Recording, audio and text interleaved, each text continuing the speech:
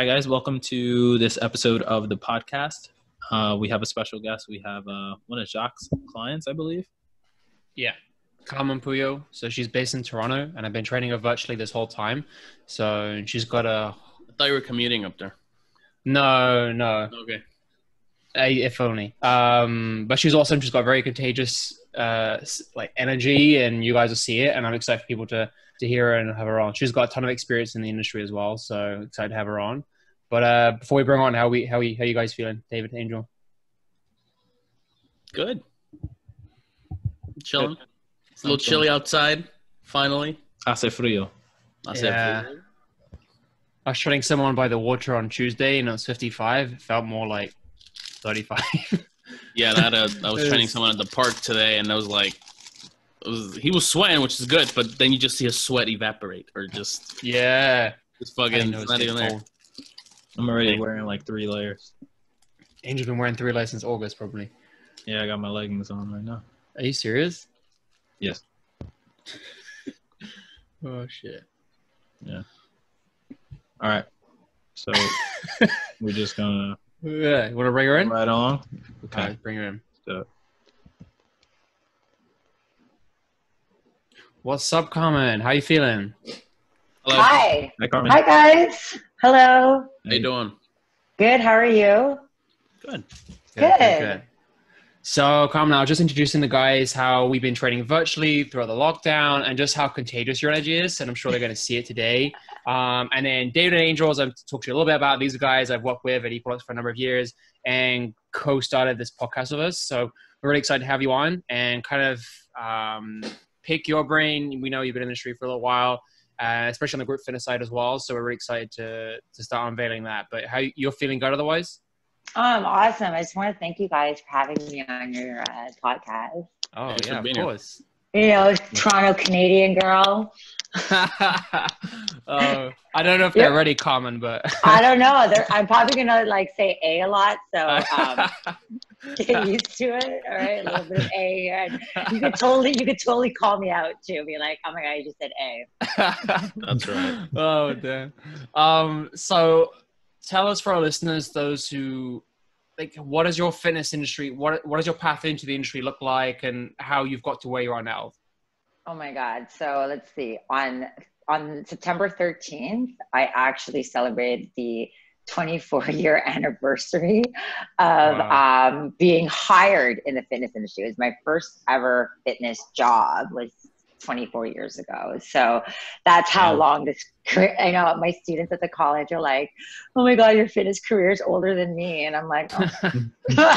I'm like, thanks for making me feel good. So obviously I love this. I love this industry. It's like, I was lucky enough at a young age to find something that I completely love. And I just went with it. And I still love it to this day. And I always used to say to myself, if I don't love this, I'm going to stop doing it. But it's been 24 years and I'm still going very, very hard. And I think for me, where I kind of started was, I was young and I was teaching, but I always and I was training, I was doing it all, personal training, doing fitness consulting, and doing Group X classes. I actually wasn't a Group X instructor first. I was a personal trainer first before I got into Group X. And for me, I'm just I never put my eggs in one basket. So one thing that I do tell a lot of my students, especially is who are deciding that they want to get into this industry, or younger people who are wanting to get into this industry, is take every opportunity that you can get, right? So that you put yourself out there more. And I just find that if you leave yourself in, the 4 walls of one place, you'll never get that growth. And I think what helped me get, I literally have 10 jobs in this industry. It's I don't know if you guys are too young to know this, but the show In Living Color, there's this part where there was this this skit that was called Amon. And it was like this Jamaican guy who's like, me got 3 jobs, right? And so, no, you guys got it. If you've never watched In Living Color, you totally need. It was one of the Wayans brothers that was doing this skit, and like all my friends are like, yo man, Amon. And I'm like, I know, because I'm totally Amon. And I am. 12 I jobs. really am. Yeah, I do. I literally have 12 jobs. So I think what's given me that opportunity to move forward in this industry was being never turning down an opportunity. And if I saw an opportunity, I would take it. And if it wasn't, if it wasn't my jam, then I'd be like, okay, cool. At least I tried it. Right.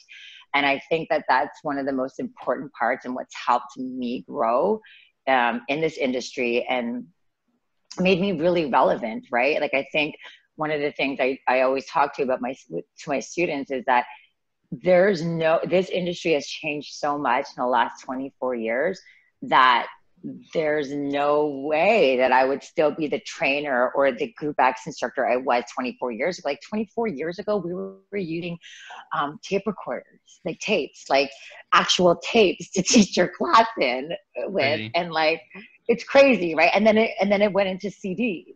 And then after CDs, it's like Bluetooth, right? Fucking Bluetooth is the best thing. Oh my God, I just swore. I'm so sorry. I have like a little bit of a dirty mouth, so I'm sorry. I hope that doesn't. Every F-bombs are fine. No, you're fine.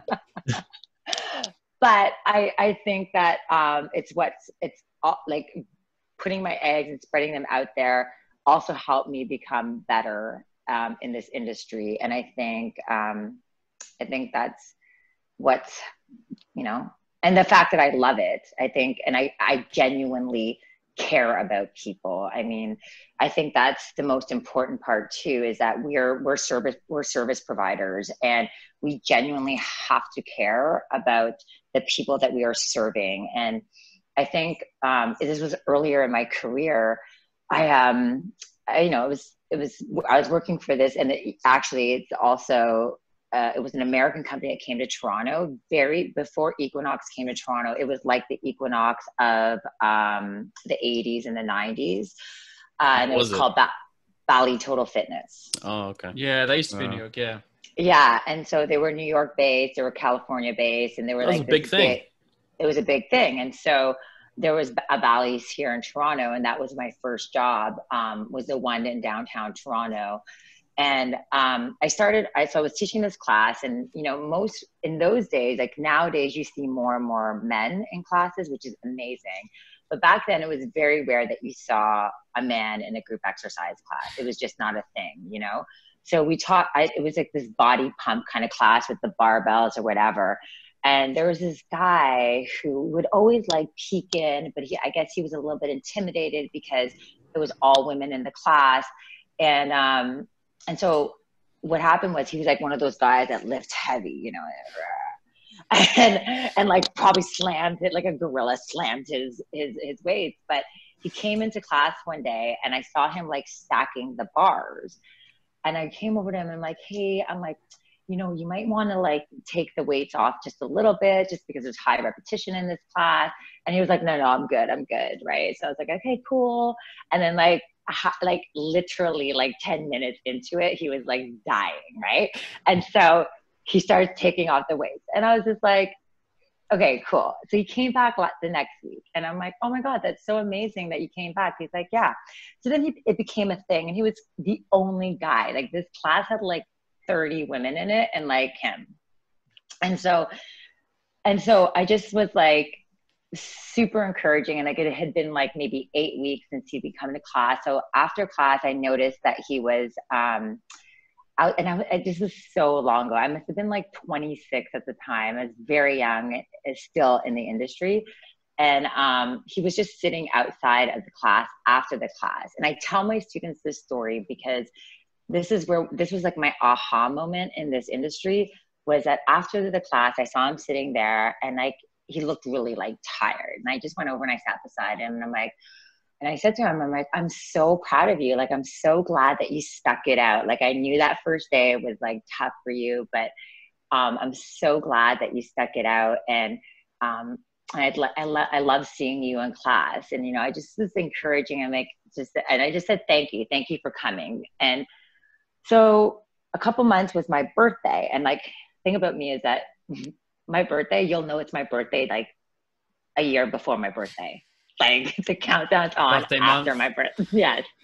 It's like a birthday 6 months. Okay.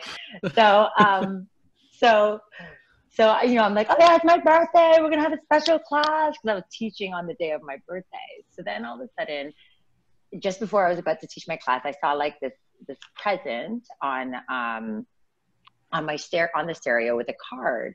And it was like first of all, it was like in a blue box. So, you know, it was a blue box, Tiffany's box. And I'm like, who's got me something from Tiffany's, right?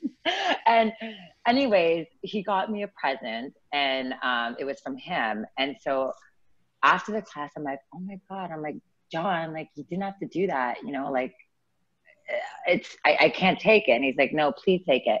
And then he goes, you remember that day that you came over and you talked to me and you said, thank you for coming to class? I said, yeah. He's like, and this is like, honestly, I could cry all the time when I talk about it, is that he goes, my wife left me today with my kids and no one has talked to me all day. And I wanted to like, literally like jump off my balcony. And he's like, and the fact that you came over and you just like gave me encouraging words just made me know that I can keep going. Wow. And Oh, wow. like, I was literally like, this is it. This is what I was meant to do. I am meant to do this. This is like, I am going to keep going and I'm doing this. And like, this is like what I'm like, I was meant to do this to help other people to feel better about themselves. And it's one of those things that you just never know what people are going through. Right. And for me, like I've always thought about that moment in my career and I just keep it with me all the time. So I think, yeah. That's crazy. That Yeah. is, wow. And you said you were 26 at the time, so you were pretty much just starting your career. You have someone, wow. Yeah, intense, right? Yeah, I don't think I don't know if either of us have had anything close to that. I mean, I know we've had like clients, and like you bring up a very good point that even when they come into those doors of the gym or the club, wherever it is, like we don't know what has happened prior to that point. And again, you highlight a very important focus that when they come in to walk with us, if we can provide that outlet where they can regain not only confidence, but even just a sense of stress relief, I think, right? And that's what's been hard in the last, let's say, 6-7 months. And that's like that person's healing space has been taken away. So that's kind of like, you must have been a little bit shooken when you completely. Like I just like, I don't know. After that, like things changed at that moment. Like for me, it was just about like, I knew that I was on the right track in my career, and that I was just going to go like full, like I just went straight to it. Like I was like, this is who I am. And this is what I'm meant to do. That's insane. I know you've spent time going to the New York metro area as a kid and visiting family and so on. Had it ever came into your mind or ever thought about working here in New York City? Oh my God, I still want to. Like, like I'm still like, on there, oh my God. Yeah, totally. I mean, the thing about like New York City has always been the hub of where fitness, like LA and New York was always, even in the earlier days, even though because Canada at the time, and let me just say that Toronto, like we are starting to like move up in the fitness industry. Like 20 years ago, we were so behind in the fitness industry. Like Canada was just kind of behind, and New York and LA were the place to be a fitness professional. And like when my aunt lived in Manhattan for 20 years, and like all of my Christmases were spent in Manhattan. All my summers were in Jersey because all my cousins lived in Jersey. Piscataway, what? And just shout out to Piscataway. And so I did, so what I did was I actually did my ACE certification, as well as having my Canadian certification, but I went ahead, did my ACE certification in case that I wanted to go. And I wanted to go to New York. I wanted to be in the fitness industry there, but at the time, my career was moving up here. Like I got my first Group X manager role when I was 24 years old. Damn. And I was opening up one of the in the 80s, they only had 2 Bali locations in Toronto, and then they were starting to bring on more. So I was opening up, like I opened up one Bali Total Fitness Center club in Toronto, then another one in Toronto, then another one just north of the city. So it was like, do I like leave here when it's starting to boom? Like I kind of walked into the fitness industry at the right time when it was starting to, in Toronto especially, it was starting to get like bigger and better. And or do I go to New York or, live with my family over there and start. And so it was sort of a decision that I was like, no, you know what? I'm young. I'm getting these opportunities. I'm starting as a manager. At 24, I was like, okay, no, it's probably right for me to stay here. But listen, if someone asked me to like go work in New York now, I'd be like, yeah, I'm out. I'd be like, I'm out. I'm like, I've already done all I can here in Toronto. It's time for me to, put my eggs over there. But yeah, I mean, I love the city. Because especially from what you say of the number of roles, it sounds like, I mean, granted, everything being so virtual right now means that you do take calls like this in different countries and different states and so on. But even I feel like it's quite interesting to see how, you mentioned how some of the fitness trends or group classes start in New York City or LA and they venture out. And that's how when they made it, they go to all the other cities.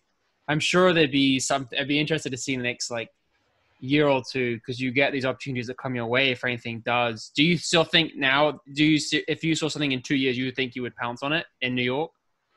Yeah. I mean, my husband had to be willing to move, but it's part of the issue. Yeah. I mean, I think I don't really have too much baggage here. Like I don't have a family and anything like that. If I had a family, I think that'd be a completely different story. But if I had that opportunity to go to New York and take on a big role, then yeah, I would definitely take it. I mean, again, it would just be the next step into what I've done in the fitness industry. Oh, well, fingers crossed. I'm sure it'll happen. Well, we'll see. Listen, that's it. The way things are going, Canada, like I think I'm in a pretty safe space. Yeah, right now. I would probably stay. I would probably. I don't want to fucking be here. Yeah. On that note, maybe not, right? Yeah. Carmen, I was wondering, with your experience in the fitness industry, where do you see it going in the next 10 years? Ooh, let's see.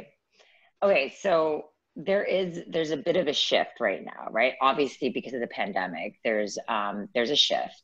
But virtual fitness, virtual training, here we go. Let's say virtual training. It's always been there, right? Like people are doing it and people have been doing a really amazing job at it.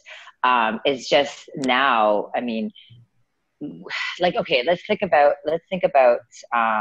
the group. Let's look at Group X, right? So you had things like Beachbody that was all like virtual. It's virtual fitness. People bought into Beachbody, did the online classes, and then you have Peloton that's like killing it right now, right?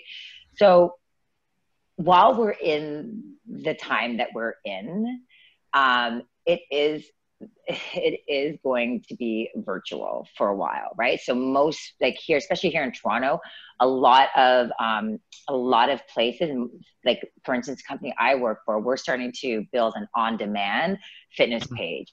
Some of the sites that I oversee have all gone virtual because they're not opening up. I'm in the company I work for is a corporate wellness company, and they like none of the wellness centers are opening up in any of the corporate centers right now because people are not at the offices, right? So we are going virtually. Now, what I am seeing here especially is that the big box gyms are having a harder time than the small like studio spaces. Yeah, there are studios here in Toronto, which sadly have shut down because the rent in downtown Toronto is insane and they can't keep up with it. So that's very sad, but give it a couple more years, it'll thrive again and it'll come back. But I don't think that the big box gyms are going to, I don't. Also in the perspective of the trainer / instructors, like trainers and instructors are getting paid way more right now doing it on their own, right? So you have a group exercise instructor here in Toronto, and let's just say, and I'm going to be really like, I'm just conservative, that let's just say group exercise instructor was, you know, making $50 a class, right? So $50 a class to go, you know, the time that it takes to get there, you know, get to the, you know, most group exercise instructors are expected to be there like 15 to 20 minutes before their class, do the class, hang out a little bit, and then go. Now, like, they're making like anywhere between 100 to, like, I know somebody that's making $350 for doing virtual fitness classes. I know somebody that's making, charging $15 a class, and because we're allowed to have a certain amount of people outdoors, they could be banking like $300 if they filled it up to 20 people doing an outdoor class. So why would that trainer or that instructor go back to a big box gym if there's no incentive, right? But the weather, that's the thing is weather and health insurance, right? Well, no, I mean, yeah, you're on the States, right? maybe, yeah, in the States, right? Yeah, exactly. But I think that they're gonna find a way. Because if they're making much more, then they can cover all of that other stuff. That's right? a good point, actually. Right. And I just think that, you know, more and more trainers and clients are realizing that they're and the good ones, and I'm talking about the good ones. It's the good ones, right? And it's also going to sort of weave out the good and the good. Right. Fitness professionals to the not so good. And so the ones that are not so good, they need to step their game up if they want to like get. You can say trash. It's fine. You can say trash. No, but it's a good point. It's a good point then.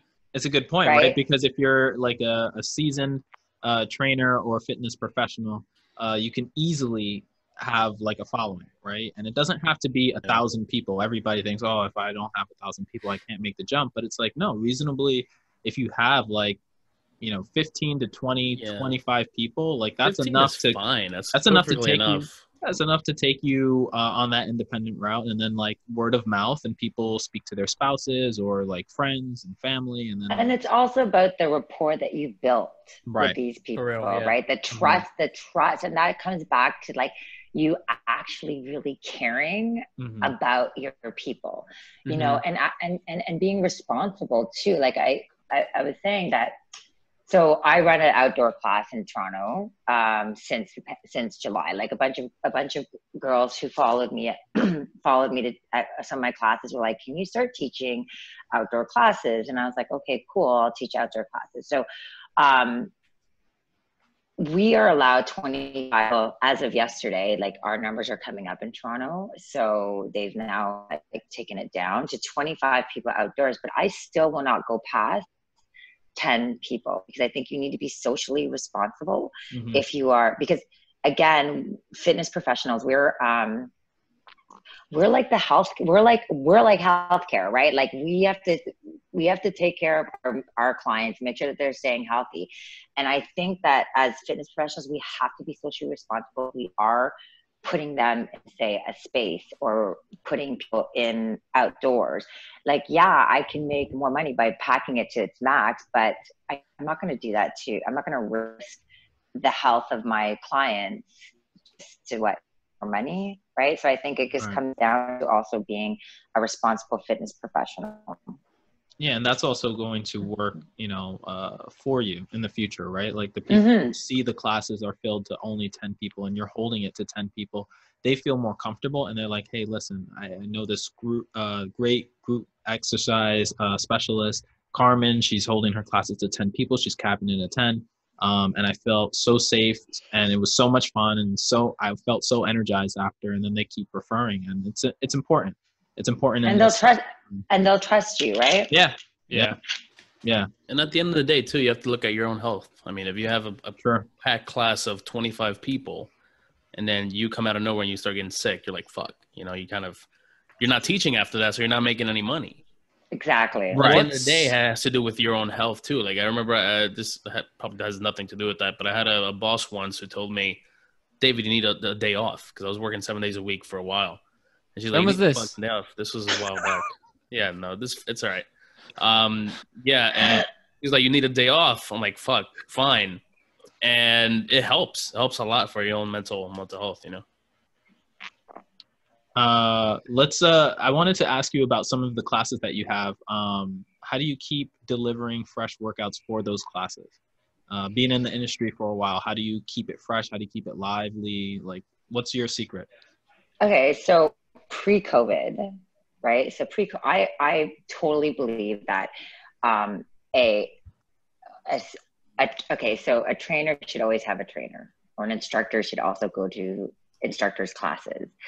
So one of the things that I always do is obviously do my trips to New York every year, go to find out who the best Group X instructor is in that city. So any city I went to, I would find out what are the best classes. Who do I go to? And I would go like that. For me, that's like learning. I want to know how is that trainer or trainer or Group X instructor, what is it that they do? Right. So I think that you should, especially for Group X instructors, you should be doing other instructors' classes who are the best at what they do. Right. And I think that same with trainers, trainers should be training with trainers who are killing it, who are amazing, because you learn from it. I've always had a trainer, always. Ever since I started in this career, I've always had a trainer. For me, it's I learn, but I also, get fit at the same time. I think that's important. Also, attending workshops. Even now that they're doing virtual stuff, there's something called CanFit Pro here in Toronto, the Canadian Fitness Professional. I do a lot of their workshops online. Also just making sure that you're keeping up with trends. Unfortunately, there are still instructors, and I see it all the time, and I'm like, whoa, you're still doing a leg curl. And do you remember aerobics back in those days? And they used to do a leg curl, and they have oh my God, okay. I'm telling you right now. And it's the same thing. And okay, so there's the city. Mm-hmm. You walk out of the city and you go into some small town and they're still teaching back in the 80s. And you're like, whoa, whoa, whoa, whoa. Mm-hmm. Things have changed, right? So I think that it's important that you keep up with the trend. Absolutely. This industry changes so much. When I was teaching, the big fad was step aerobics. With you remember, you guys know step aerobics? Yeah. And we used to wear the one piece bodysuit thingy. Listen, that's I would still rock that now. Okay, ain't nothing wrong with that outfit, because I would still rock it. It's my go-to. It's my go-to Halloween costume. I still have one, and it's leg warmers. Just and one. Okay, maybe one dozen. Two. Yeah, right. Okay, a dozen. Sure, I do, and they're in every color. But I think that it's important that you do. And then, I think for me, one thing that really helped me become a better instructor or a better trainer was having people in the industry come and do a class of mine and evaluate it. Because I think the only way that you can learn is by getting feedback. And for me, feedback is so important. So I would ask one of my other fitness people, come to my class. I just want you to give me some feedback and like give me like the real deal. And he actually came to my class and he's like, he didn't tell me what it was. He goes, I want you to record yourself teaching. Okay, so I recorded myself and it was a spin class. And I must have said riders because I call people riders. I try to get away from calling people guys. Like I try to say team or like friends or like riders if I'm teaching a class. I said riders in a 45-minute class 32 times. You don't realize it, right? When you... I know. I was like, oh my God, like my members must be, like they must cringe when I say riders. Okay, we get it. We're in a spin class. We know a riders. Like, all right. Right. So it was just, it's things like that, like making sure that you get, like you get the proper feedback or like literally recording yourself. I try to do that at least once a year, record like video or tape record my class and like listen to what I'm saying. And now that I'm doing like fitness on, you know, the Zoom and stuff like that, it's all recorded. So I go back and I watch what I've done.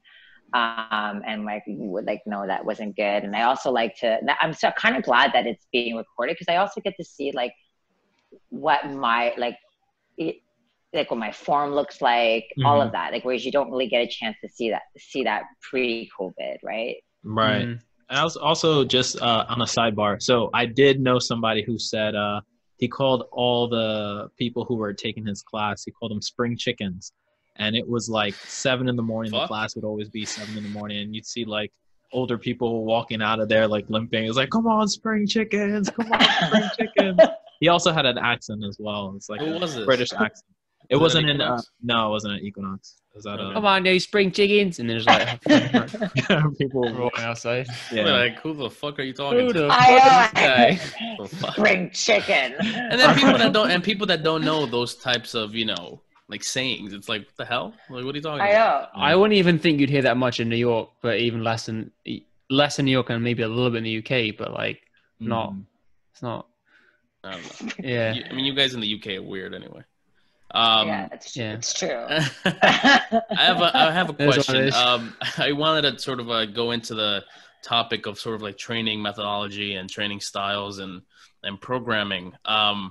There are a lot of people right now, personal trainers, and there's always been kind of a dichotomy between personal trainers and group fitness instructors for a while. And I see it a lot in terms of just, you know, there are people that work better with people one-on-one, and you have people that are great in a group setting. Now that because of the pandemic, a lot of PTs are, you know, personal trainers are transitioning into more of a group style, maybe training session or class. What are some tips you have in terms of sort of transitioning from a one-on-one setting to a group fitness setting? So one thing, and this is a good question because many of my students at the college, most of them are like, oh, I'm never going to teach a group class. And then they graduate and then I hire them and then they're teaching group X. And I'm like, oh, remember that time you told me you were never going to teach a group X class? Well, look what you're doing now, right? I think that if you're a coach, you're a coach, right? So whether you're teaching to one person or if you're teaching to a group of people, use your coaching skills because that's what it is. And if you're a good coach, and that's why you have to make sure that you're like, even when you're training your clients, you want to make sure that you are a good coach. That's what it is. You've got to have amazing coaching skills because that will, it'll translate well when you're teaching to a group of people. So I think what trainers need to understand is that it's more about coaching than it is about like leading a group exercise class, right? So part of being a coach is your communication skills. Like, are you communicating how and when to do that squat or how to do that squat or where your chest, like when you're doing a push-up, like, are you leading with your head? Because most people do lead with their head, or are you leading with your chest? So are you communicating? 1, 2, as a coach, educating. Most trainers are educators, right? So in a group exercise class, you can be the exact same thing, and you can educate your participants, like, why is it important to do this exercise? Alignment, like that's a huge one that trainers do. You can also do that in a group exercise class as well. And then the last one for like to be a really amazing coach is your motivational skills, right? So how are you motivating your client? You can do the exact, and this is where I think people or trainers or especially like people, like a lot of my students, especially my male students, think that they have to be like, whoa, right? You have to be like a party animal. No, you don't. Everyone's going to have a different way of motivating, right? Like you're not going to be like, whoa, party time. They just assume that that's because the way you do it, that everyone should do it like that. Right, yeah. And that's exactly it. And like I hire instructors all over this city, and I have instructors who have that like chill kind of, like I have this one instructor, oh my God, like he's now moved to Victoria, BC, and he's total, like when he told me he was moving to Victoria, BC, I was like, of course you are, because he's super chill. And like his classes were so packed. It was just the way that he spoke to people and the way that he motivated them. And he was a trainer first before he went into group exercise, and he still used those same skills. So I think that people, like especially trainers, think that they have to have this like crazy energy. No, you just have to be really good at motivating your participants. So I think as long as you have those skills, you can communicate, you can educate, and you can motivate, you can transition into teaching group X from a trainer. I started off as a trainer, right? And then I moved my way into group X. All right, guys, we're changing careers now. Yeah. Listen, if we were around each other, I guarantee all three of you would be teaching group X. And crushing it, or just crushing it. Oh. I would, if you guys were all living in Toronto, I would hire you as a group X instructor, and then you see, like, listen, okay, you can teach a group X class with kettlebells, and y'all are using your kettlebells, doing your swings, doing whatever. You could still teach that in a group X setting. I'm doing that virtually now. I actually picked it up because of the pandemic, and it's been fun. It's a game changer. Yeah. There you go. Yeah. And Angel's training from what part? Tell us where are you training the people from as well? Right now it's just like New York and London, but Singapore, no? That used to be a thing. So I love how he's like, yeah, just right now, it's just New York, London. No, because and Singapore. Well, it's you know how it is, but it's fun. It's very fun, and I tell you, like, you meet different people and you learn from them, and you grow together. And it as long as you're honest, like all the points that you said, I wish that I would have heard it before, because I just didn't have a blueprint. But one of my clients, he said, hey, listen, I have an opportunity for you. You should take this up, try to train my team. And then, it started going from there, and then it caught like fire. And he said, all right, I have another team for you. And then one of my other clients was like, hey, listen, that's awesome. And, it just grew from there. And it's been very good. It's been very rewarding, I think, personally and professionally as well. Yeah. He's gonna go ahead. I'm sorry. I'll be like, I'm out. Bye. Somebody should. You should go on mute, Jack. Just go on mute. Okay, David, go. Yeah, exactly. Fucking asshole. Yeah. Just pissed that the Islanders lost. Don't even go there. Don't even go there, man. That's rough. That was a low blow, David. That was a huge low blow. No, it wasn't. Anyway. Listen, my Toronto Raptors, guys. My Toronto Raptors. Oh yeah. Yeah. Kawhi didn't do so great with the Clippers, right? Kawhi just. I know. He should have stayed in Toronto. It was a shit show. Yeah. He should have stayed in Toronto. Anyways, go on, David. Can you give us some examples of how you would because I'm a big form guy. Like I'm very, into like, you do this right, it'll benefit you in the long run. Mm-hmm.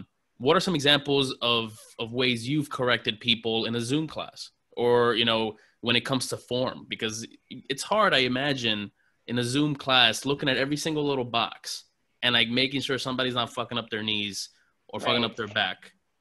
So going back to like how you coach, I think, especially when you're like, okay, so this also will go into in-person style during COVID, because we can no longer touch, right?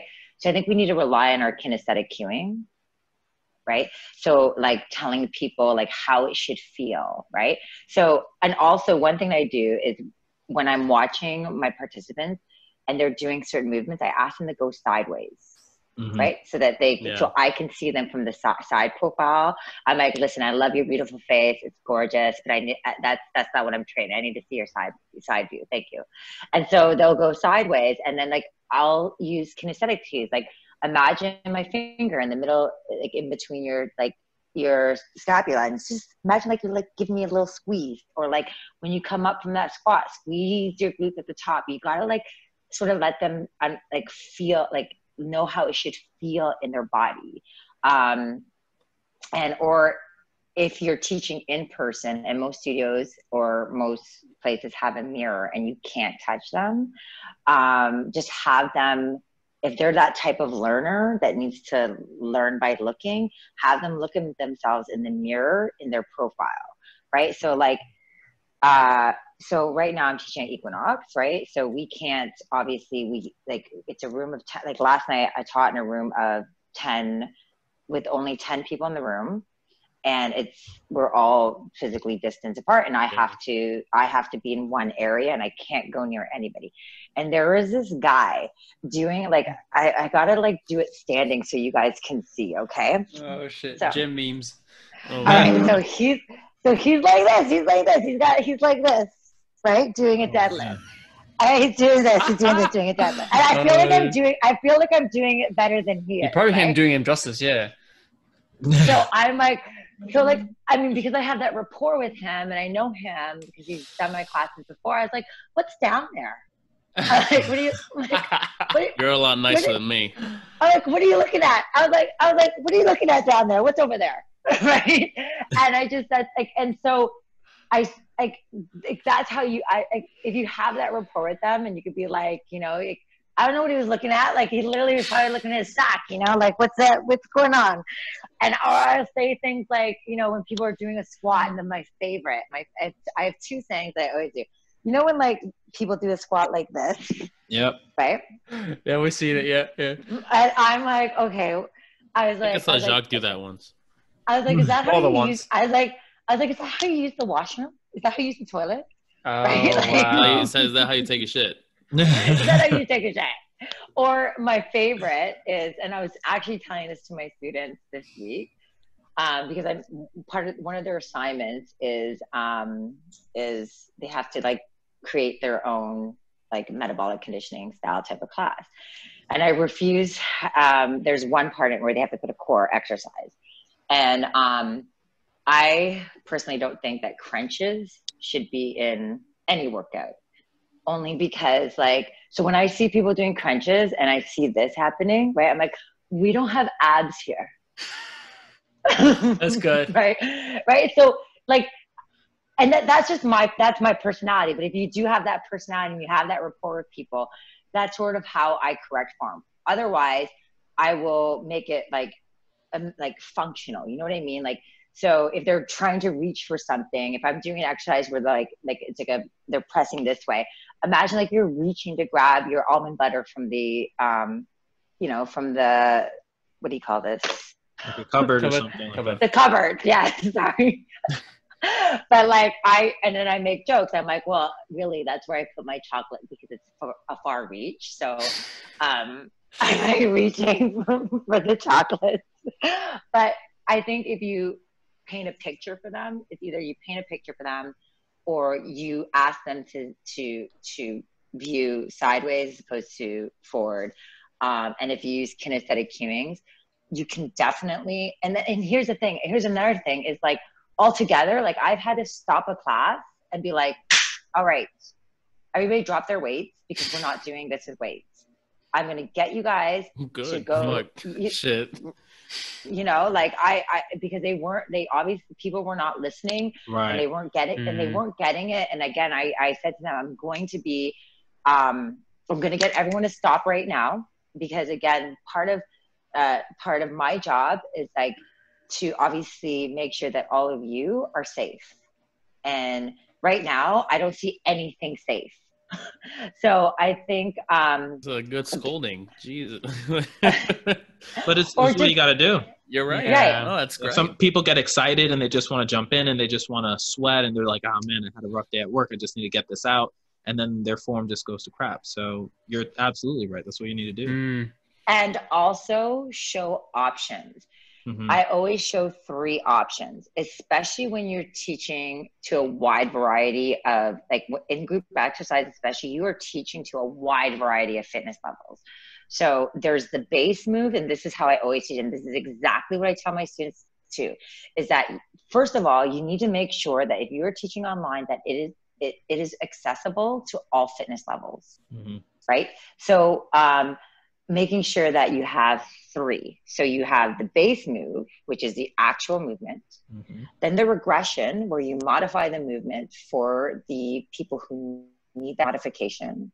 And then the progression for those that are like, okay, like you're more advanced fitness people. And I think that that's important, is that you have all 3. And to be quite honest with you, when I'm watching my participants on Zoom, because like if you're doing the base move or the progression, more than likely it's monkey see, monkey do, right? So you're going to see the people who shouldn't be doing it trying to do it. So I'll just stick to either the base move or the modification. I will show the progression, but I won't actually do the progression because people are going to want to do it. You have like those type A personalities too that don't want to, it's like they don't want to. I don't want to be the one doing the modification, or I don't want to be the one just doing it. I need to go all out, and like that's how people get hurt. So I think it's important that when you're teaching, and again, whether you're teaching virtually or you're teaching in person, those are 3 important things to have and be prepared for it. So every move, every workout that I plan always has a regression and a progression. I want to piggyback off that because not exactly with regression and progression, because that is absolutely right. And that is something that I started to realize real quick when some people were like, oh, I'm feeling this a little bit more here. Or I knew that there was a bigger kind of like conflict with the movement pattern, right? So like something like knee valgus, where you're telling the person to kind of like spread the floor apart and the knees keep caving in. And then you'd say, hey, try to think about spreading the floor apart. And then that doesn't work. And then you try something else. That doesn't work. It's like, all right, now we need to do something else. Hey, listen, I know, because of the knee valgus, right, there's a weakness there and they're compensating. And all of a sudden they're tired and then their back starts to round and it just looks like kind of like a hot mess. Right, a hot mess. Then you need to like take a step back and like think of regression. So I absolutely agree with you there. But I did want to kind of piggyback off the note where you were speaking about how your clients or the people taking your class should view from the side. I had 2 clients of mine actually benefit from joining in the class with like an iPad and then also with a phone. And that works both ways. So one, you have them from like the front angle and then the other one from the side angle. So you can kind of see. So even though it's like, it might be more people joining the group, like, and that might, mess with your limit or your capacity. At least you get like 2 different perspectives in real time. For example, like if we're doing kettlebell swings or something like that, it's important for you to see like the front and the side, or like squat, same deal, front and the side, rows, anything like that. Like you want to be able to see what their back is doing as well as what the anterior portion of their body is doing. So that's also something that, has happened because of this virtual platform. And I think it's beneficial for everybody. And one more thing. As the person that is the trainer or the fitness professional, demonstrate, always. Yeah. It's so important because you have people who are visual learners and you have to understand the types of learners there are. And visual learners will always can only do it if you actually do it with them. Yeah, we got to get David into his group fitness class. We got to get him starting it up. David was working out with a group fitness instructor, right? For a little bit in the summer. She was she was giving you these batshit crazy workouts though. Right? Nah, not batshit crazy. They kind of sound like they were though. They kind of sound like they were You did a 100-meter run. No, All right, now 300 more. Anyone, but the Not thing bad is mouthing, like, just no, it was it's intense. like, it's just something that wasn't for me. You know, ultimately at the end of the day, it's like you can't do something you don't enjoy. It's a different style, right? Yeah. Right. So, like I enjoy my heavy lifting and stuff like that. So it's like, okay, well, I could incorporate some things, but not sort of like entirely engulf myself into something that I'm not, into. We're not doing high knees for 30 minutes. That's fine. Listen, I played sports in high school. Like I could do that shit all the time, but with Oh, purpose. okay. You heard that, Angel? I heard that. We're going live tomorrow then. We're High going knees live. for 30 IG minutes. live. That's it. I'll start that Saturday morning, 8 a.m. Let's go Saturday 8 Let's a.m. 8 a.m. You ready, David? Got 8 a foam a.m. roll. Listen, Bring I'm your up water. at 6 now. I don't know what you guys are talking about. Oh, shit. Oh, David, I like your accent. My accent? Yeah, I do. I didn't even notice I actually- had one. I heard a little bit of like swagger in that accent. I was like, I don't know what you guys are talking about. Yeah, Like- you gotta push him against the wall, and then he'll start. Call him Okay. Baby Yoda. I love that. He loves that too. No, listen, grow up in Harlem, hear it all the time. It's I fine. love Like, it. I love happens. it. I wanted to ask a question. So my career in fitness didn't start sort of like with me wanting to go into fitness. It was completely different. What were you, if you wouldn't do what you're doing now, looking back when you were like in high school, college, what would you be doing? Okay. If I was doing what my parents wanted me to do, Uh-huh. I would have been a nurse. Like, yeah, like, so I am Filipino Spanish, and we're caregivers by nature. Uh-huh. So I feel like every woman in my family was in some sort of like healthcare, like some sort of like, I don't know, provider of some sort. So my mom really wanted me to be a nurse. She went to nursing school. My aunt's a nurse. It was like a thing. And my oldest brother, when I was 14, 15, he worked at an old age home, and he was like their chef. And he told me to go in and volunteer because he didn't think that I had this energy that you feel. This has been here since the moment I was born. Okay. So he didn't think, like, the moment, as soon as I came out, I was like, I'm here. I'm like, bitches, I am here. And so my brother didn't think that he worked with nurses, and he knew, like, nurses are amazing, like, but you have to like really love that. And my brother was like, oh, I don't know if this is going to be a thing for her. So I didn't. That was like literally, I was like grade school. I was like, I'm going to be a nurse. I'm going to be a nurse. And I was overweight, so I used to be 220 pounds when I started high school in grade 9. Mm-hmm. And I just joined like the local YMCA, and I just fell in love with fitness. And that's when I knew, like, oh my God, I'm not going to be a nurse. Like, I don't want, there's more, like, I knew I wanted to take care of people, but I knew that this, like, somehow, some way I was still going to be able to take care of people. And I decided to go into the fitness world and not become a nurse. It was very crushing for my parents, because I don't know if you guys all have the same thing with your parents, but they don't really understand my job. Like, So my parents, when I give them fitness advice, they're just like, "Oh yeah, okay, cool," and they just like, yeah, mine also don't really buy into it. Yeah, when I tell them, it's like, "Oh yeah, it's not like I do this shit for a fucking living." For the people pay me to coach them, but I don't. Yeah. Yeah, like my parents have no idea. Like, they're like, like my mom, she's in physical fitness, and like, she teaches yoga, and I'm like, Zumba. Teaches Zumba. I'm like, mommy, it's like more than that, you know. But they don't get it, right? They come from a generation where you're either like a nurse, a doctor, a teacher.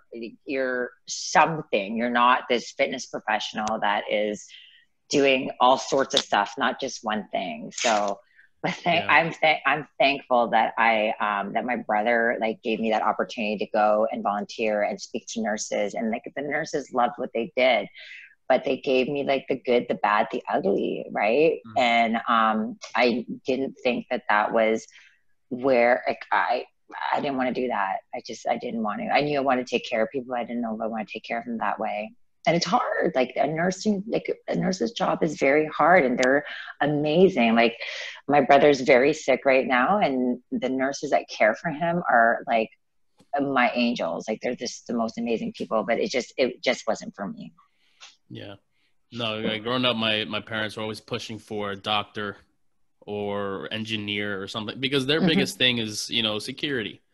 Right. And to be honest, you know, our industry right now isn't the most stable thing ever. I mean, at least for me, it's not.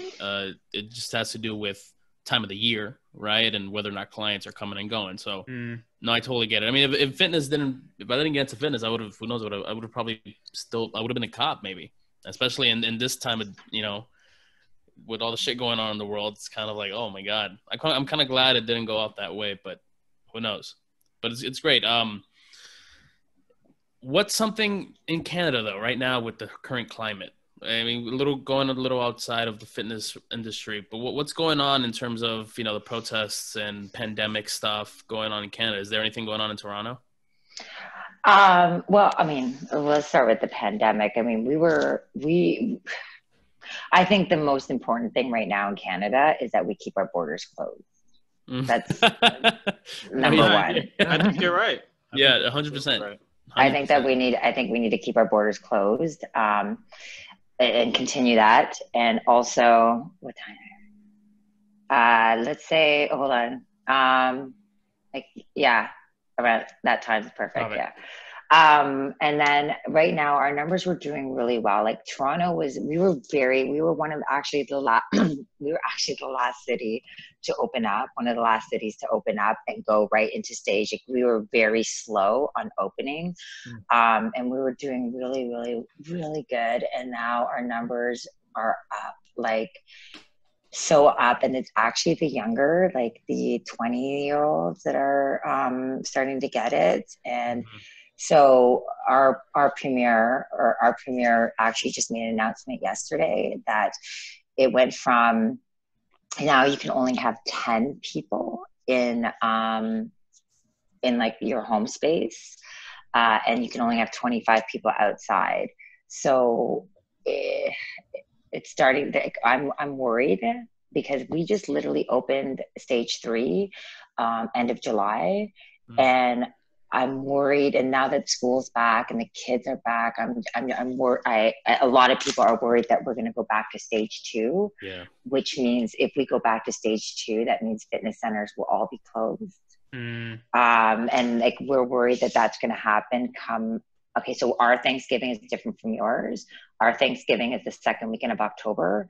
And we're worried that it's going to happen around that time. And as it gets colder here in Canada, or in Toronto, like we're worried that the numbers are going to go up. So as far as the pandemic go, there is a lot of worry and fear because numbers are starting to come up. As far as protests go, I mean, we have a big problem here. People say, oh, we're Canada. Yeah, we are Canada and we're great. And I'm thankful that I, especially a city like Toronto that's multicultural, and I'm an immigrant myself. But we still have a big problem, and we need, like, you know, what we've done to the Indigenous people in our country, and there's still a big problem. And I think that we need to do better, and I think a lot of people do. But I mean, that's a whole other topic, and we can go on and on about that. I just think it's important that we don't stop talking about it. And I think that we still need to educate people on this, and especially those people who are not people of color. I think they still need to be educated. Like my husband is white, and I educate him every single day. He just doesn't get it, right? Because he just didn't until he's like, you know, we have conversations about it, and he'll never get it. He is the most privileged of the privileged. He's a tall, white, good-looking man who's never had an issue, right, with any of this. So I think the more that the more that I educate him, and the more that I educate my friends who are not people of color, then the better it'll get. But we can't stop talking about it. And we can't stop talking about Canada, and we cannot use the we cannot use the excuse here in Canada, oh, we're Canadians, there's no racism here. Like, yeah, you let them know. Shit. Right? So the biggest thing is acknowledgement, you know. You know, I think as a country, us at least, there's not much acknowledgement. I mean, yeah, the acknowledgement of, yeah, we had slaves, that was bad, cool, done. Like, that's basically, I think, the extent of acknowledgement in terms of what really went on. Well, did any of you guys see how the NFL game they were booing? That was pathetic. And the two teams came together and locked arms as a protest to racial injustice, and there were only 16,000 people in the stands, but some of them were booing the act. So, you know what's crazy? The fact you posted a great video, right? How this guy said it just shows it's never a time to fight racial injustice, right? Shannon Sharp. Yeah, but I think he also mentioned that when they you know, stopped and had a moment of silence, nobody ever said a moment of silence for Black Lives Matters. No one said moment of silence. They just said moment of silence to stand in unity against like injustice. So when you really think of people booing that, it's more than just, oh, get it out of football. It's like, no, you guys are just so deeply rooted in just hate with people. It's disgusting, but yeah, I don't know. I also think, like, in just 20 years ago in the 90s, I was that young teenager fighting for this. And obviously my generation didn't do a good enough job, because here we are over 20 years later, still fighting for this. Yeah. And so these younger generation of kids, teenagers, millennials keep fighting it, because my generation, the 90s, when what all those riots that happened in LA, Nelson Mandela, all of that, we were fighting so hard. And it's crazy for me to think that I was this 15-year-old protesting in downtown Toronto for the same thing that these people are still protesting to this day. Nothing has changed, and it breaks my heart. And I just hope, like, I know that this generation, this younger generation, these millennials, they have way more, because we didn't have internet then, right? We didn't have none of that information coming to us. They're smarter. They are much more equipped to fight for this. And like, I will fight beside them, but it just breaks my heart to know that, like, it's still happening. It sucks. It really breaks my heart. But I have faith that this generation, because they have my generation fighting along beside them, and that is a bigger fight. We got more troops. Back when I was fighting, we didn't have enough troops because we had the baby boomers, right? Like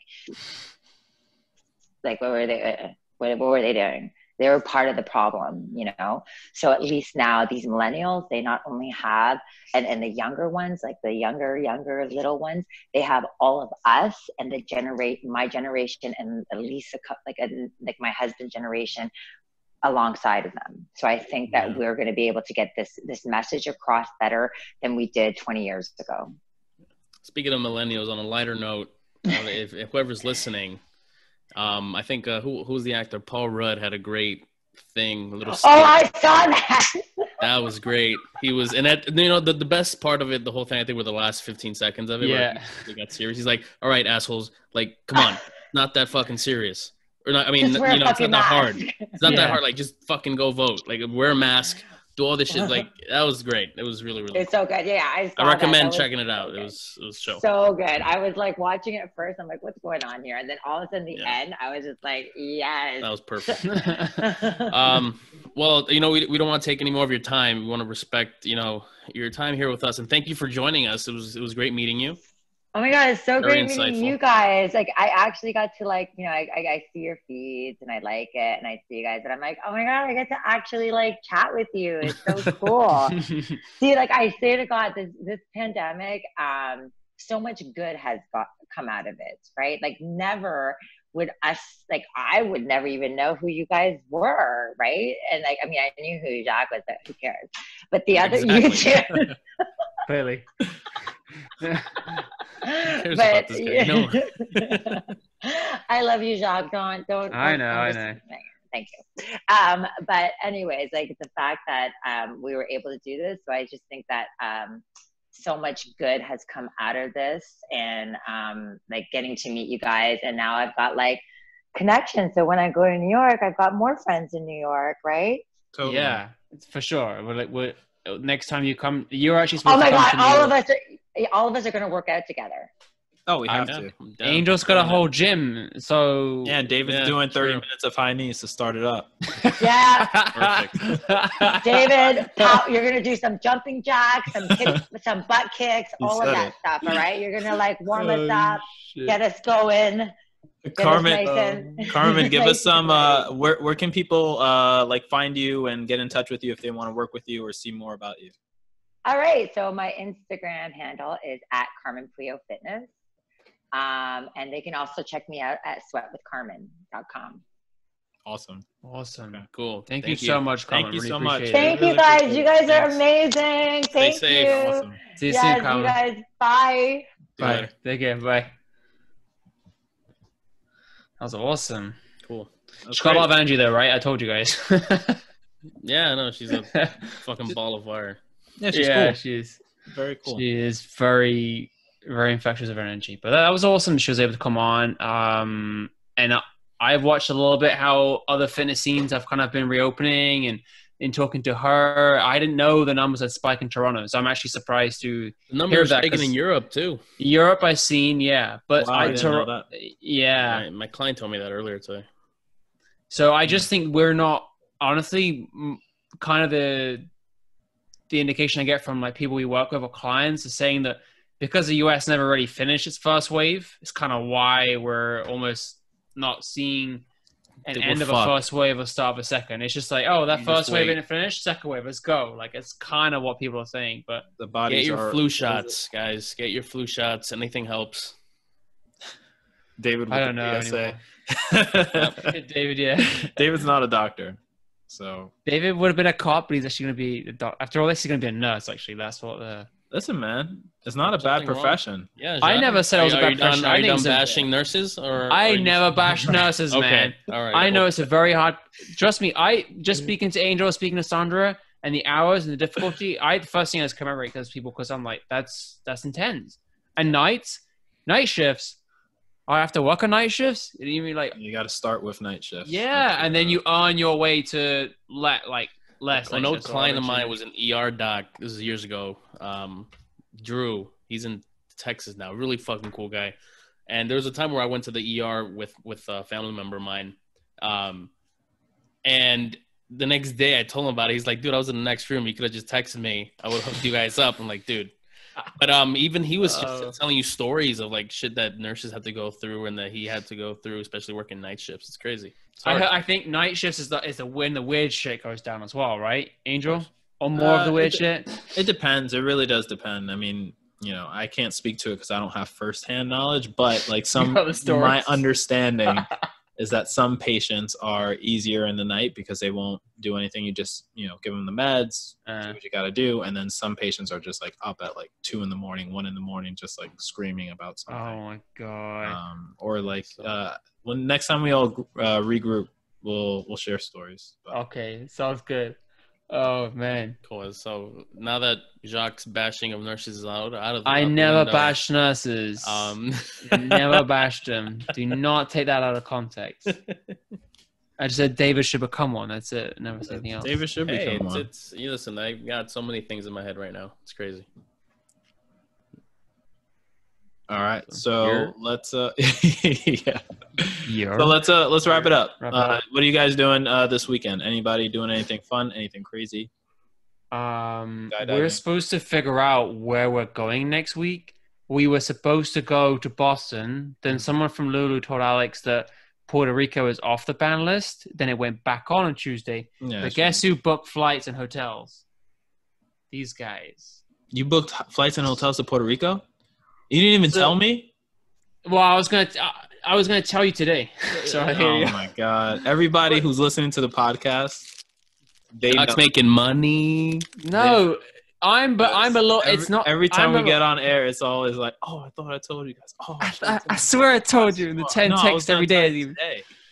Nah, so honestly, because I've been so unsure about if we were going in the sense of like, I'm like, I have even told my folks. I know I wouldn't go anywhere. Well, what you were doing, honestly, part of me wants it to stay banned because I don't think, and I probably should have just said this sooner about Alex, like, oh, we shouldn't fly, period. But I'm seeing everyone go to Tulum on the Instagram. I'm like, oh, another one, like another one. Get off Instagram. Bro, let him go. Let him get off Instagram is a great point, yes. And then two, it's like, I was on a year ago, and like, it's just, it is what it is. But like, I'm happy just to go to Boston. I hear great things about Boston. So anyway, next week we'll see. But for this weekend, we're supposed to figure this shit out. So I don't know what. It's going to be our 5 years together as well. So that's why. So. Oh shit! Congratulations. Shit. Okay, thank you. What about you guys? I'm friend's birthday. Then I'm just meeting up with a few people. Nothing crazy. All right. Happy birthday! Happy birthday, Sebastian. Happy birthday. Is Sebastian's birthday? David's dad again. David's dad with the 5 birthdays a year. Flashback Friday. Do you remember that, David? Of course I do. It wasn't even a dig. It was like, cause some people celebrate their birthday like with the close. Listen, like, Carmen said 6 months, right? Like 6 months ahead of her birthday. Yeah, I think her birthday's in December. So in December, you'll see like something every day, I think. Wow. Yeah. And then Jacques will just bash it, because I don't bash it. That's what he does. No, like Alex one year, she's like, on May, she's like, I think it was her 25th birthday. She's like, oh, it's my birthday month. And I was like, nah, that shit ain't gonna fly. You think I just pay for everything for the month, or like I'm gonna treat you for everything? I was like, nah, that ain't working. Shit. All right, Jacques. Fuck. My bad. So I have a legit question. So Jacques, we've been pronouncing your name Jacques all this time. Yeah. What did she say? Jacques? No, Jonathan said Jacques. Jonathan said Jacques, and you've introduced yourself as Jacques, right? So yeah, you don't want it to be butchered as Jack. So do you prefer? I don't mind it. So in the UK, they say Jacques. It's a little closer to how the French say Jacques. And when I worked in the hotel industry, I worked with a lot of South Africans, and they would say Jacques because they have Jacques. So to me, and in the States, it's more of a Jacques than a Jacques. So I don't mind. It's as long as it's not the aggressive Jack, a Jock. So that, like, I started working with someone new on Monday. They're like, oh, and it's just stupid. I forget that my name isn't one that's always that, like, I'll say like David, for example, like if someone called, I mean, but even some people in different countries will be like, oh, is it David or is it David? Like it depends on the person, right? But I forget that my name, sometimes people would be like, oh, is it Jacques? Or like you would laugh if I had recordings of all the people that left me voicemails for like things that I like, appointments, whatever. It's like a different name every time. Like I've never heard this one before. It's Chicois Delagur or Delagur. I'm like, what? So like it's always and so, but yeah, Jonathan did say Jacques. I realized, yeah. So but look, the client asked, and I said, oh, I'm so sorry. Like Jacques or Jacques, I don't mind. So like, where does Chan fall on that spectrum? Chan. So for those of you listening, I had a client who started nicknaming me Chan, and I says Jackie Chan. Jackie. No. So what it came from was she gives every one of our trainers a nickname, and she goes Jackie Boy, Jackie Chan to Jackie Chan Stan the Man. Yeah. So Stan the Man. I was like, how have you gone from Jacques to Stan the Man? She's like, yeah, it's like my trainer in LA. I call him Scotty Box because his name's Scott. All right, that sounds pretty like I see that progression, and it was just funny because I think anyone who's ever nicknamed me something different, I was like, oh, I'd rather if you call me like Jacques or Jacques, and she had a way. She'd be like, okay, Chad, and I'm like, but to the point when on the Hollywood Walk of Fame, I think we sent a picture of me in front of Jackie Chan, and she like died laughing. So, yeah. Throwback to the trip that David never went on. Davis is like, how many more times are you going to fucking reference it? Yeah. We'll all go out there, man. We'll all go out there, though, for real. Yeah, we'll all go out. It'll be fun. And Alex mentioned that. When you get back from Puerto Rico. Where we go. I don't think. Tulum. Oh, man. I don't know. All right. I'll be in Finland next year. We'll wrap it up. Let's wrap it up. Yeah, let's wrap it up. Thanks, guys, for listening. Make sure to like, comment, subscribe, and check out Carmen's page on Instagram and her webpage, Sweat with Carmen. Yeah, so have Carmen, and then Carmen Puyo Fitness is her Instagram handle. Cool. All right, guys. I'll see you next week. Bye, guys. Deuces. Bye.